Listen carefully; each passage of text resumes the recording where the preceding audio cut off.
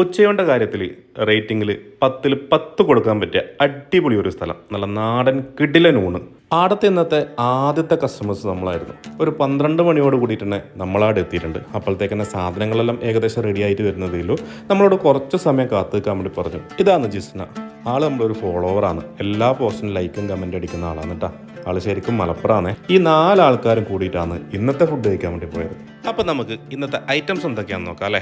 അച്ചാറുണ്ട്, നല്ല ചൂട് ചോറുണ്ട്, ചിക്കൻ കറി ഉണ്ട്. ചിക്കൻ കറി വെറും ചിക്കൻ കറി അല്ല, നല്ല പീസോട് കൂടിയ ചിക്കൻ കറി, പിന്നെ ഒരു കൂട്ടുകറി, അതുപോലെ തന്നെ നല്ല അടിപൊളി പുളിശ്ശേരി, കപ്പക്കായ് വറവ്, പിന്നെ നല്ല പപ്പടവും. നമ്മൾ സ്പെഷ്യലായിട്ട് ചിക്കനും പറഞ്ഞിട്ടുണ്ട്, ഓംലേറ്റും പറഞ്ഞിട്ടുണ്ട്. നമ്മളെ ഊണിൻ്റെ സാധനങ്ങളെല്ലാം റെഡിയായി വന്നിട്ടുണ്ട്. ഇനി കഴിക്കാൻ തുടങ്ങാം അല്ലേ. നല്ല ചൂടായതുകൊണ്ട് തന്നെ ഊതിയാണ് രോഹിത് സാർ ആദ്യം കഴിച്ചത്. ഞാനും അതുപോലെ തന്നെ ഊതി ആദ്യം കഴിക്കാൻ തുടങ്ങി. പ്രണവ് സാർ ഒരു മടിയില്ലാണ്ട് പപ്പടം പൊടിച്ചിട്ട് ഒറ്റ തട്ടാണ്. ജിസ്നേൻ്റെ സന്തോഷം കണ്ടാൽ മനസ്സിലാവും ആകെ ഫുഡ് ഇഷ്ടപ്പെട്ടിട്ടുണ്ട്. ചൂടൊന്നും നമ്മളെ ബാധിക്കുന്ന വിഷയമല്ല എന്ന് രോഹിത് സാർ പറഞ്ഞു. അങ്ങനെ ഞാൻ രണ്ടാമത്തെ ചോറ് വാങ്ങിച്ചിട്ടുണ്ട്. മൊത്തം തിന്ന് തീർത്ത് എല്ലാം ഫുള്ള് ക്ലീൻ ആക്കിയിട്ടാണ് ഞാൻ എണീച്ചത്. എന്നാലും അടിപൊളി ഫുഡായിരുന്നു കേട്ടോ.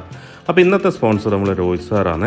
പ്രായമായ ഈ വല്യച്ഛനാണ് കേട്ടോ ഈ ഹോട്ടൽ നടത്തുന്നത്. നല്ല ഗ്രാമീണ അന്തരീക്ഷത്തിൽ അടിപൊളി ഒരു കുഞ്ഞു നാടൻ സെറ്റപ്പ് ഹോട്ടലാണ്. ഫുഡും അടിപൊളി. അപ്പോൾ ഈ ഹോട്ടൽ എവിടെയാണെന്ന് വെച്ച് കഴിഞ്ഞാൽ നമ്മൾ നീലേശ്വരം ചെറുത്തൂർ ദേശീയപാതയിൽ മയിച്ചയിൽ വയൽക്കര അമ്പലത്തിൻ്റെ കവാടത്തിൻ്റെ ഉള്ളിലേക്ക് കയറി കഴിഞ്ഞാൽ കുറച്ച് മുമ്പോട്ട് പോകുമ്പോൾ തന്നെ പേരില്ലാത്ത ഈ ഒരു കുഞ്ഞു ഹോട്ടൽ നിങ്ങൾക്ക് കാണാൻ പറ്റും കേട്ടോ.